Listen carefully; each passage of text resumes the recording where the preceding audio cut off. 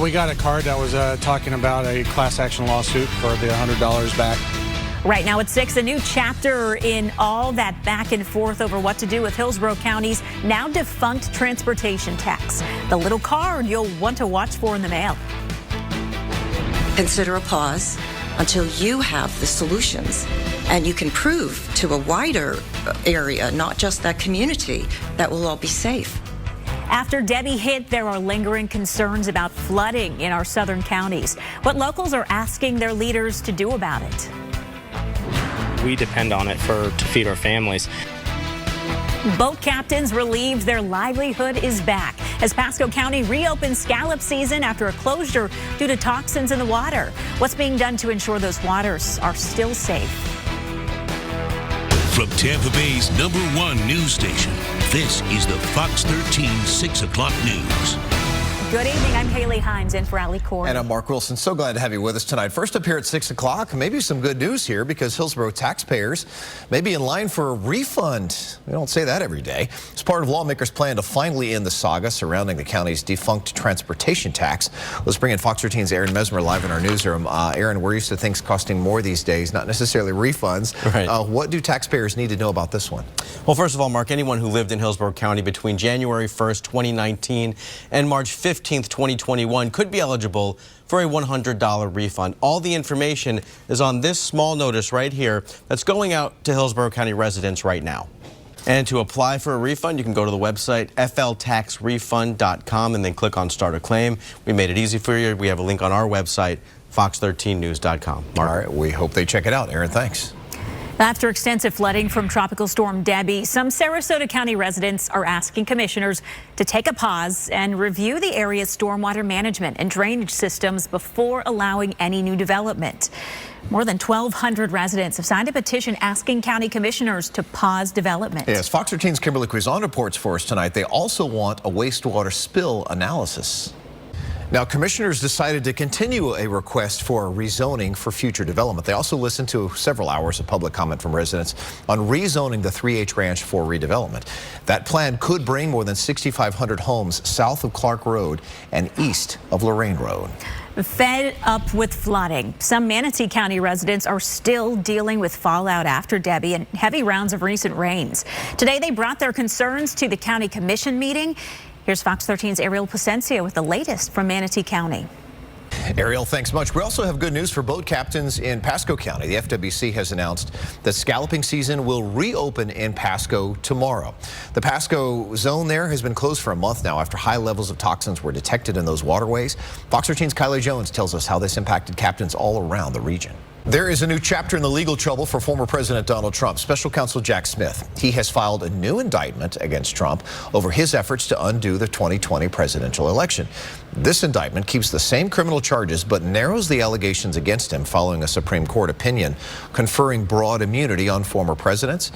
A section of that indictment that deals with Trump's interactions with the Justice Department has now been removed.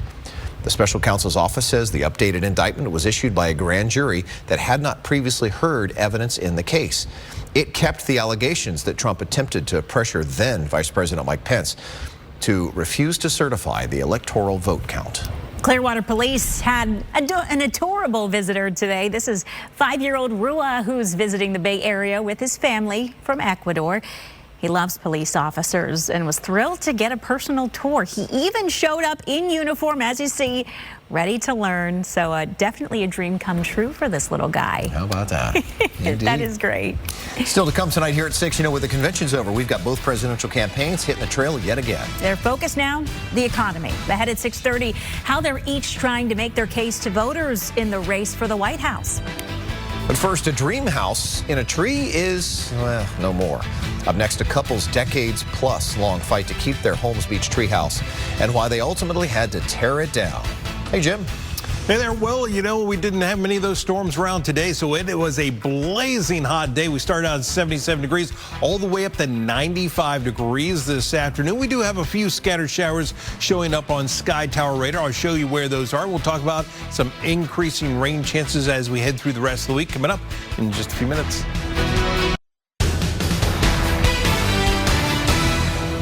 Well, it's the kind of treehouse that you wish you would have built when you were a kid. maybe even when you're an adult. But there's a long court battle over this treehouse, and it appears to be over. Tonight, the owners are heartbroken because they've had to tear it down. They spent more than 10 years and tens of thousands of dollars fighting to keep that treehouse and their tree on Holmes Beach. They even asked the Supreme Court to hear their case, but as Fox 13's Lloyd Sowers shows us, their dream house in a tree is now in pieces on the ground. Lloyd spoke with the city inspector. He said the teardown is going as ordered. When the boards are gone, they'll start restoring the ground under the tree to its natural state. So while they may lose the treehouse, at least they get to keep the shade from that tree, which is always Tree's welcome. in great shape, no damage to the tree. Exactly. So, yeah. All right. Well, some great memories, though, indeed, at least. Yeah. And you need the shade today because just not many of those cooling storms. I mean, we're 95 degrees, many spots 95, 96 degrees today. Sky Tower radar just not picking up many of these showers as well. You look outside right now, completely different view than what we were looking at yesterday. Yesterday, this time, we were tracking those just huge thunderstorms working their way across the bay, heading over into Pinellas County. Today, it's just a nice, tranquil looking view along Bayshore Boulevard, looking towards downtown, currently sitting at 95 degrees. Here's the views, the visible satellite loop, and you can see we do have a few showers kind of working their way across. You can see some of those building clouds, but I mentioned this yesterday. We're also going to be talking about dry air. Where you see that darker shade, that's some dry air. It's kind of filtered in over the state. It's been just enough to really kind of put a cap on the atmosphere and just not allow many of these showers and thunderstorms to be developing. So, yeah, there's some activity, but compared to what we saw yesterday, completely different. It's very quiet out there. You can see we do have some of these sea breeze boundaries, some of the boundaries just kind of roaming about. So down across the mouth of the Tampa Bay, heading down towards the Sunshine Skyway Bridge. A couple little showers popping up in that direction. And as these breezes come together, we'll likely see a few more storms developing. But this one that's been working its way through central Hillsborough County, at this point just hasn't done much. You can see some of these showers over into Polk County as they work their way on towards the west. A lot of this activity just kind of falling apart, so they're really struggling to fire off these storms. A couple of dying showers right now into Manatee County. But again, we're going to be watching over the next several hours for some additional storms. But again, the overall coverage is going to be fairly low, 20, 30, 40% as we go through the next couple of hours. Up to our north, you do have some bigger storms across the extreme northern part of Citrus County, but then heading down towards Brooksville, a couple storms in that direction. 92 degrees right now here in Tampa, which is cooler because we're at 95 degrees for a daytime high today. Wesley Chapel, 96. Over in St. Petersburg, 94. Clearwater currently sitting at 92 degrees. So you don't get those cooling showers, that heat index, it's into the triple digits. So loads of heat, loads of humidity. We do have a few of those scattered showers working their way across the state. But again, today, big ridge of high pressure sitting across the eastern third of the country, keeping things very quiet and also keeping things very hot. Not only have we been hot, but you look through the middle of the country, places like St. Louis right now, currently sitting at 101 degrees. Chicago right now, 98 degrees, heat all the way up into the northeast. But this front is bringing some storms. It will also help to cool some of these temperatures down, at least in some areas. So they will eventually cool things down. We're not going to cool down all that much. So as we head into tonight, things will kind of clear out of here. We'll see the morning sun tomorrow. I do think we'll see a better chance of those storms as we go through tomorrow afternoon. That east wind coming across the state, so mid to late afternoon, we'll see those showers and thunderstorms meeting up with the afternoon sea breeze on our side of the state, so that rain chance bumps back up to about 50%. Tropics have been pretty quiet. Now, nothing out there right now, but computer models have been hinting that as we head into the weekend, first part of next week, we could see an area low pressure forming across the central Atlantic, and it would continue to work its way on towards the west. Fox model kind of hinting at this. You don't see a whole lot going on, but you watch real closely right in here. You may be seeing a little bit of a spin there.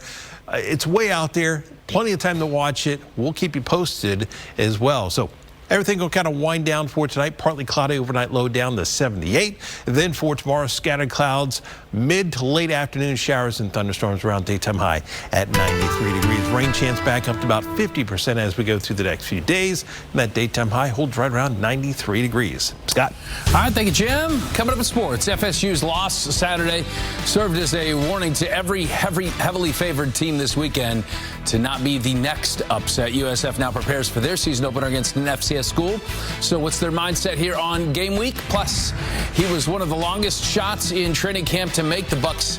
But Cameron Johnson overcame those odds and is the first player from his college to ever make an NFL roster. You're going to meet him next in sports.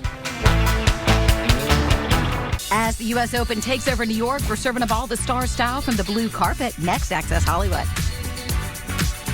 Tonight at 7 on Fox 13.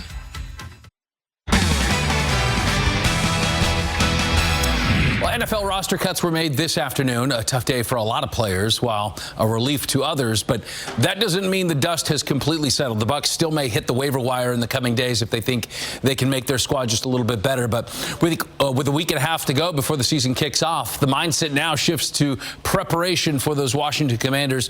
The Bucs 53-man roster hit the practice field today with another practice tomorrow before then getting a 4-day break.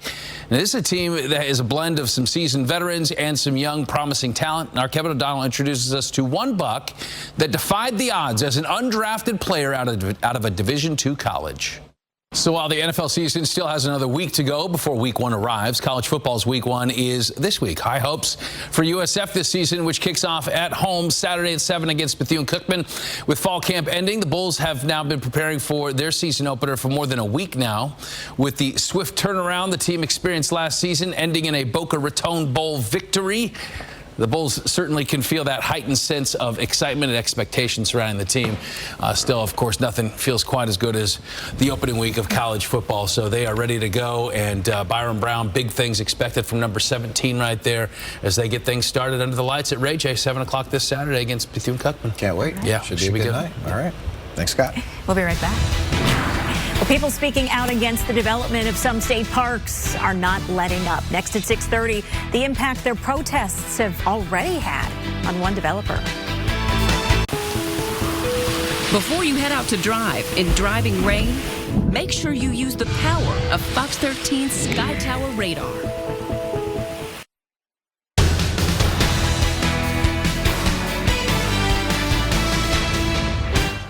Right now at 6:30, Economic Focus. Both presidential campaigns plan on bringing that issue front and center to voters this week. A look at the campaign stops along the way. Plus, preserving our state parks. Protesters are fired up across Florida after a plan for some development in our state parks sparked outrage. How the state is now responding. And the right to disconnect. Texting employees after work hours could get you fined thousands of dollars in Australia. How the new policy could impact other countries. And prices are still too high. When I am elected president, I will make it a top priority to bring down costs. That is Vice President Kamala Harris, fresh off a high-energy Democratic National Convention, releasing a new campaign ad today, drawing attention to her plan to build 3 million new homes over 4 years. The ad targets voters in swing states, including Arizona and Nevada, in hopes of convincing voters she's the candidate to tackle our housing issues.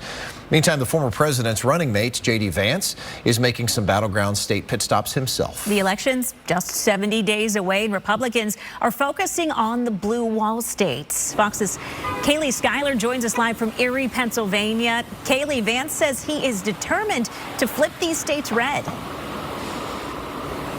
Mark and Haley, Vance says he will be spending plenty of time in swing states leading up to the election, spreading Trump's working class message. He's in Michigan today before heading here to Erie County tomorrow. It's an important swing county inside of a swing state.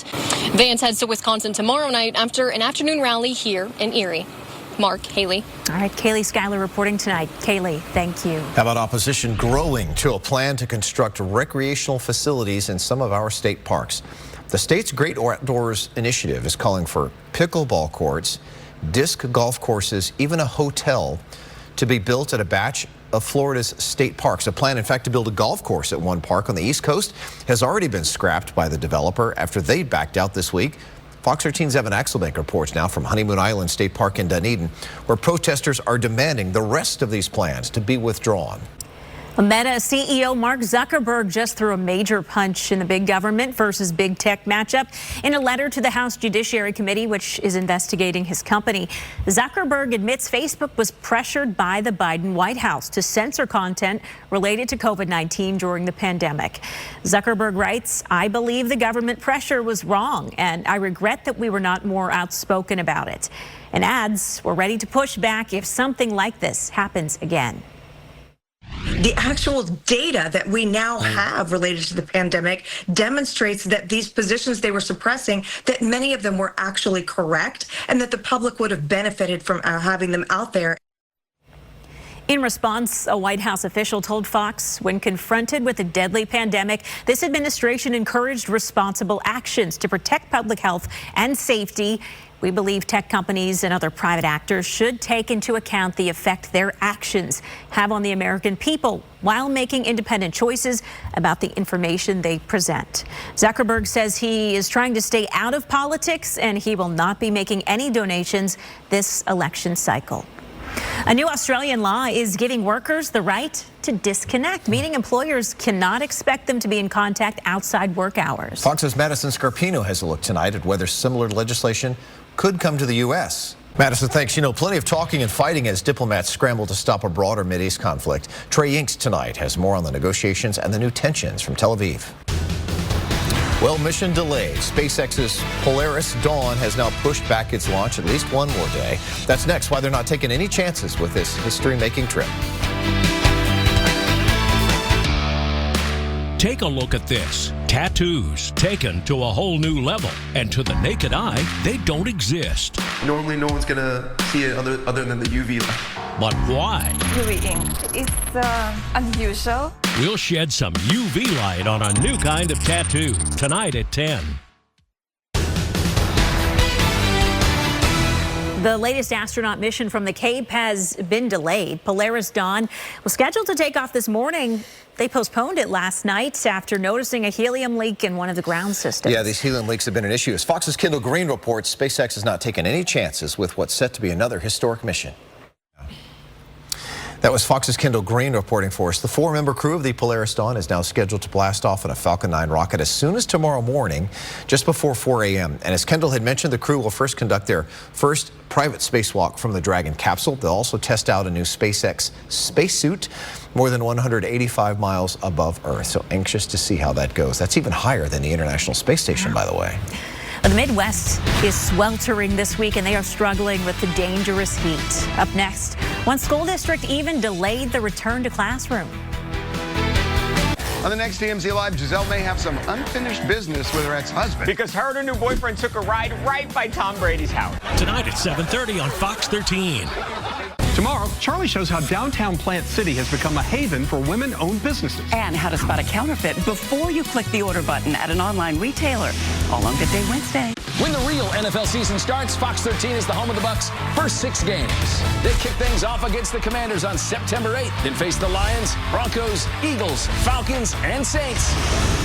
It's a fall full of Bucs right here on Fox 13. Here's a look at how the markets ended the day on Wall Street. They are all in the green as the Dow rose 9, the Nasdaq climbed 29, and the S&P closed 8 points higher.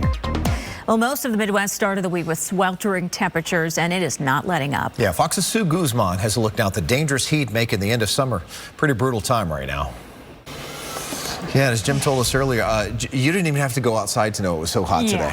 Yeah, you could kind of feel it from the inside. At some point, you can really sense it. I mean, one of the things, when the air conditioner in your house just won't shut off, it gives you a little clue. We're 95 degrees today. That heat index into the triple digits. Yesterday, we had the big thunderstorms around all through the late afternoon, heading into the evening. Today, it's pretty much crickets out there. I mean, you look outside right now. This is down in Sarasota, looking over downtown. Nice looking view there. You see some clouds off in the distance, but most coastal areas are quiet right now. We work our way up the coastline and look over downtown. Pretty much the same story. 92 degrees, which is hot, but that's cooling down. We were at 95 for our daytime high today here in Tampa. Here's Sky Tower radar, and you can tell just by looking at this view, there's just not a whole lot going on. We've got a few little scattered showers that are kind of working their way right now across the Sunshine Skyway Bridge. You're watching that one sea breeze boundary pushing across Hillsborough County. Some storms up into northeastern Hillsborough. So as this comes together, may see a couple more showers kind of developing there, but the trend has been for maybe a little shower here or there, and they just don't last all that long. You got one more storm between Haines City and Winter Haven, kind of drifting on towards the west right now, and then to our north, a little bit more activity up into Citrus County, stretching down towards Brooksville as well, and then into central Pasco County, basically right along I-75. So since we haven't seen much rain, temperatures are warm. Wesley Chapel currently sitting at 94 degrees. Here in Tampa at 92. Newport Richey 88. Clearwater currently sits at 92 degrees. Loads of places still sitting in the 90s. Down to our south, down into Miami, 88 degrees, and 88 carries all the way down into Key West and Tallahassee at 93. Gainesville currently sits at 81 degrees. So as we go through the afternoon, or the rest of the afternoon into this evening, everything just kind of winding down. The rain that we do have will clear out the skies. We'll see partly cloudy skies. It's just going to be another muggy night for tonight. But then tomorrow, more moisture is going to start to work its way back into the atmosphere, and that means a better chance of seeing those storms as we head through the day tomorrow. So first part of the day, it's going to be quiet, and then as we get into, say, 3, 4, 5 o'clock in the afternoon, we'll see those storms working their way across the state, and then right around dinner time, right around the time everybody's heading home from work, we'll see a lot of those storms right along our west coast and then pushing out into the Gulf of Mexico. And we'll see another round of those as we head into Thursday. Now, the tropics, they've been very quiet. Really haven't had anything since, remember, we had Ernesto, which headed up towards Bermuda. But for us, it's been Debbie. Now we're watching the possibility of maybe an area of low pressure forming across the central Atlantic. It's not there right now, but computer models just continuing to kind of indicate, kind of hint that maybe something will try and form. We've had a lot of that dust working its way across the Atlantic, but as we head into the weekend and to the first part of next week, a little hint, maybe we'll get a little spin in there. So something that we'll eventually have to watch. Partly cloudy, warm night for tonight, overnight low down to 78. Then for tomorrow, we'll see those mid to late afternoon showers and thunderstorms working their way across the state. Daytime high 93 degrees. We bring that rain chance back up to 50% for the rest of the week, all the way into the weekend. Looking good there, Jim. That is the model of consistency, if nothing else. All right, guiding young people toward a brighter future. That's next. How a popular coach created an outreach to help them achieve their dreams.